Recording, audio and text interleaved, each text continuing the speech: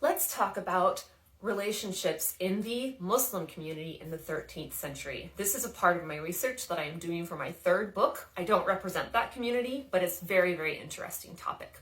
So first of all, a marriage was oftentimes arranged between the groom and the father of the bride.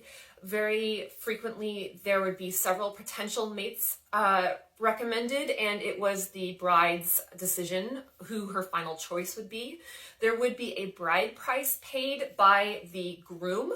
He did not have to pay the entire price up front. So for example, if he had a bride price of 20,000 dirhams, he might pay 10,000 up front, and then the rest of it could be paid later, or perhaps it wouldn't be. The bride would come with something that was called a trousseau, which was household goods to get her started in her new home and life. And some of these trousseaux could be huge. Plural marriage was a thing. A man could have up to 4 wives, although they had quite a bit of legal protections. A wife who felt that she wasn't being treated equally to the other wives could take her husband in front of a judge and insist upon her equal treatment, or she could divorce him. A man could also take one of his slaves on as a concubine.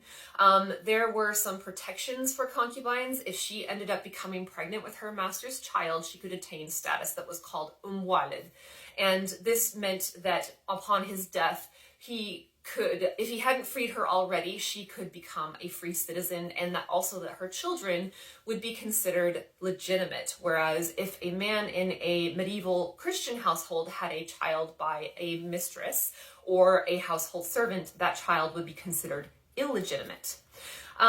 There's a lot more to unpack here. It's a really interesting topic and I don't have a lot of time. If you want to know what my resources are and where I got this information, please just contact me in the comments. And I hope that you're enjoying the series on love that we're doing in February, and talk to you next time.